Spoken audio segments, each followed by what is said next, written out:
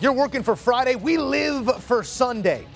Beautiful NFL action across the board as we will have all your highlights, reaction, and preview on CBS Sports HQ. And here's a look at what's to come. Ravens and Giants facing off with the Brian Daboll era well underway. They're catching 5.5 at home, and you know we love a home dog. Speaking of home dogs, the Chiefs. Home dogs against the Bills. This will be the first time in Patrick Mahomes' career that he is a home underdog. He's only been an underdog 7 times since becoming the Chiefs starter in 2018. 6-0-1 against the number with 4 outright wins in such games. You'll also get the Cowboys and the Eagles with a big-time NFC measuring stick going down. In prime time, that'll be the Broncos and the Chargers. All right, we're getting to the money with the Wizard of Odds, Kenny White, and CBS NFL writer Tyler Sullivan. Guys, you know we explore these matchups all week long, so let's instead assign some confidence to these picks. Kenny White, let's begin with your favorite moneyline wager of the week in Week 6. Pick us a winner. Yeah, we're talking about confidence. It's the G-Men, the New York Giants, starting out 4-1. They have plenty of confidence in their football team. Brian Daboll's done a great job, and I'm going to stay with the hot hand. I'm going to bet the Giants on the money line here, plus 215. Baltimore comes off a big win over Cincinnati, but it's the defense for both teams that has me really on this play. The lack of defense for Baltimore. I am 29th in the league in scoring points allowed, adjusted scoring allowed, 23rd in yards per play allowed. We're the Giants, number 8 in scoring, number 13 on yards per play. Barkley's been great. The blocking has been outstanding. They run the ball more than anybody in the NFL. Daniel Jones will use his legs as well. So I think it's going to be a tight game down to the wire, and I think the Giants have a chance to win. I love that pick there with the Giants, and I'm going to be bringing them up a little bit later. But for me, on the money line, I like the New England Patriots going on the road to Cleveland. It's the spread's 2.5 in this one. You might as well just take the Patriots if you like them here. And I think they have a really good matchup. Things to note about this game out of the gate. We still don't know the quarterback status with Mac Jones officially listed as questionable for this game. But I don't know if it's going to matter too much. What's important to me is that Denzel Ward, Jadeveon Clowney, both those guys for Cleveland are going to be gone, missing 2 key starters in this game. And I think the Patriots match up really well offensively against this Cleveland defense that ranks 32nd in the NFL against the run in DVOA. The Patriots want to run the football. Damian Harris, questionable for this game, was reportedly going to miss some games here, so he's probably not going to play, but that puts in Ramondre Stevenson, who I believe has a higher ceiling as a running back, getting the full workload in this game. So not only do you have a good mismatch offensively going up against the Cleveland defense, but for the Cleveland offense, who's under center? Jacoby Brissett, formerly of the New England Patriots. Bill Belichick has in-depth knowledge of this quarterback. So for me, going on the road here with an elite defense the Patriots have had inside the top 10 in DVOA this season, going up against a quarterback that they know extremely well in Jacoby Brissett, give me the Patriots to get the road win here. Yeah, Brissett, a former third-round pick there by the Patriots. And when we're talking quarterbacks in New England, Bailey Zappi looked to be more than serviceable in his first career start a week ago. We'll see if it is him or Mac Jones come Sunday. Let's talk numbers here, laying them, taking them against the spread. Tyler Sullivan, what's your favorite ATS wager of the week? Well, I just teased it earlier when Kenny was talking about his pick. I like the Giants plus 5.5 against the Baltimore Ravens. Obviously, home dog, good situation. They're 3-0 this season, straight up when considered an underdog. They are playing extremely well under Brian Daboll. There is total buy-in for what he's doing here. And let's not sleep on the fact that defensive coordinator Wink Martindale for the New York Giants used to be the defensive coordinator for the Baltimore Ravens from 2018 to last season, has in-depth knowledge of Lamar Jackson, knows what makes him tick inside and out, and this defense is playing extremely well right now. They're kind of swarming at the line of scrimmage from what we saw last week in London. I think that they really give fits to Lamar Jackson, who has been slumping in recent weeks. Over the last 2 weeks, 65.7 passer rating. That's 6th worst in the NFL. I'm going to take another dog here, Atlanta Falcons plus 5.5 against the 49ers. And a lot of this has to do with kind of a 49er banged up defense now. Nick Bosa questionable. I left him in the lineup. He's worth 1.5, but if he doesn't play, that just makes that even better. Armstead and Kinlaw both out on the defensive line. That was 1.5, but the combo rating of both being out's another 0.5 point. Jimmy Ward out. I like what the Falcons are doing. Arthur Smith, run the football. 80%, usually the top 10 in the NFL, the end of the year in rushing. 8 of those teams usually make the playoffs. It is a passing league, but you still need to be able to run the ball. Tyler Algier finished up real nice last week, filling in for Patterson. I like what Mariota's doing. I think this is going to be a tough game for San Francisco. I think the Falcons take them down. 5-0 ATS so far, the Falcons are. So I'm riding that streak as well. Yeah, you got to think the Dirty Birds are itching to get back out there after a would-be winner, or at least a chance to try and win one against the Bucs a week ago was negated by that flag. Let's talk overs as well here, guys. Hitting at a 42% rate this season thus far, which is extremely low, 58% to the under this year. But on the over front, let's find one here. Kenny White, what piques your interest? Yeah, I'm going to try to go with 2 teams maybe I think have a little bit of a turnaround here. You're right, a lot of unders in NFL this year.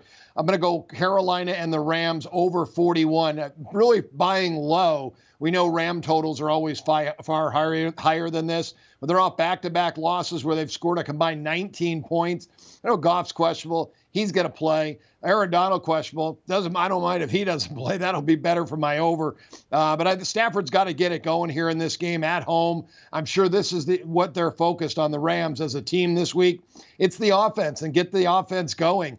Akers will be out. Henderson, we know, is probably the better back anyway. He'll be in full time. On the other side, Steve Wilkes now takes over for Carolina. Kind of maybe a breath of fresh air. This team may be starting to have a little bit of fun. P.J. Walker will be able to let the ball loose. Baker Mayfield's been horrendous, the worst quarterback in the NFL. So no drop off to Walker. It's probably an upgrade. So Carolina and the Rams over.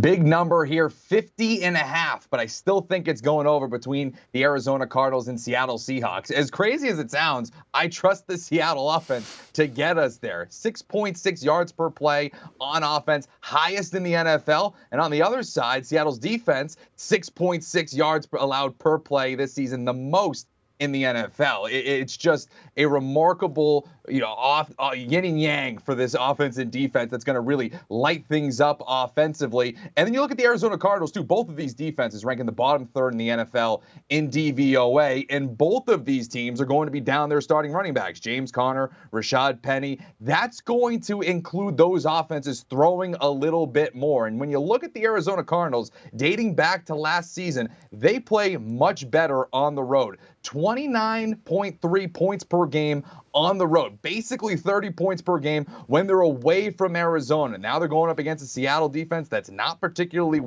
pretty weak in the secondary, with Kyler Murray having to throw a little bit more. Him and Geno Smith get us over this 50.5 total. All right, so we'll lean on the Legion of Zoom to get us over the 50.5, as that Geno renaissance has been something to watch. We'll see if it continues on Sunday. As we said here, unders far more profitable across the board this year in the NFL. Kenny White, where do the possessions maybe not meet your points? Your best underplay of the week is where? Yeah, Joe, this one I've been scratching my head on all week. I can't believe that it's moved the way it has. It's moved to the over.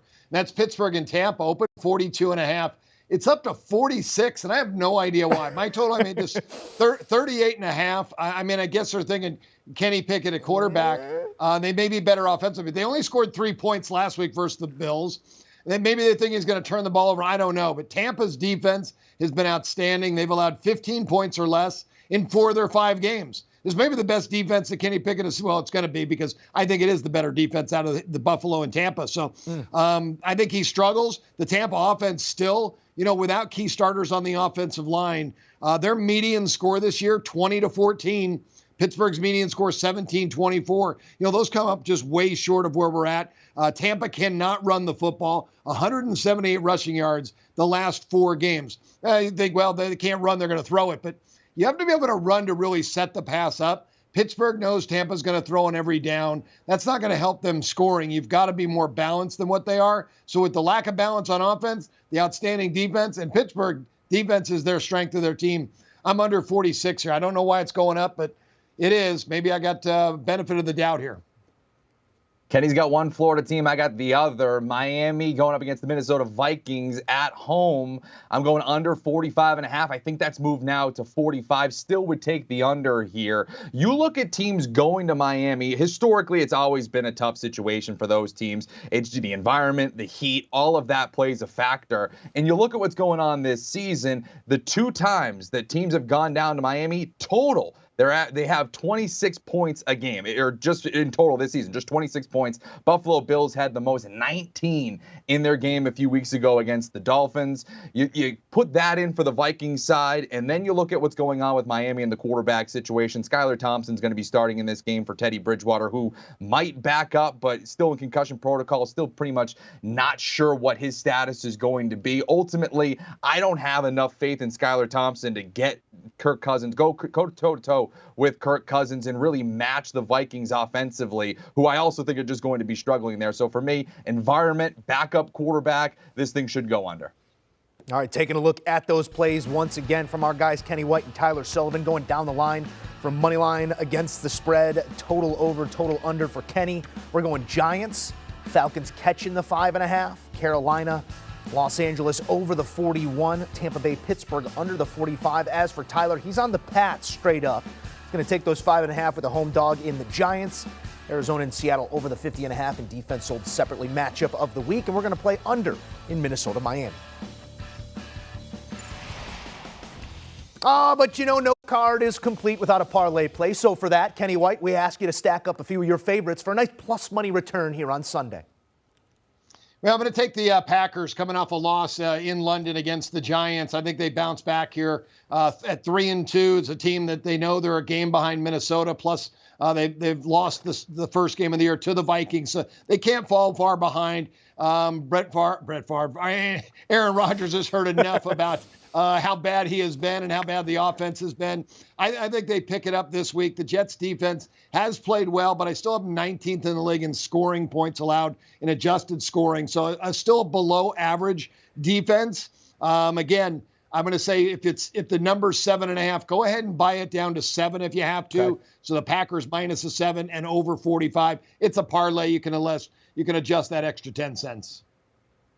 I'm going to call this the I Love New York parlay. I think that's fair here. I got Bills money line, Giants plus 5.5, and then Jets plus 7.5. I like getting the touchdown in the hook for New York. We already talked about the Giants, so let's really focus on the Bills and the Jets here. Quickly with the Bills, I feel like this team is the more talented team. They're getting healthier. Jordan Poyer is going to be playing in this game. Dawson Knox is coming back for this game. Isaiah McKenzie practiced fully all week, still in concussion protocol, but again, encouraging that he practiced fully all week. He just needs to get cleared out of protocol for this game. They are getting healthy at the proper time going up against the Kansas City Chiefs. They want to get that monkey off their back from that playoff loss last year, and they are going up against a secondary that I think can be had. As much as I like the Kansas City Chiefs this year, their one weakness has been against the pass in that secondary, and I think Josh Allen is going to exploit especially what we saw last week. If he's anything close to what we saw against Pittsburgh, this is going to be a fun night for Buffalo Bills fans. And then quickly with the New York Jets,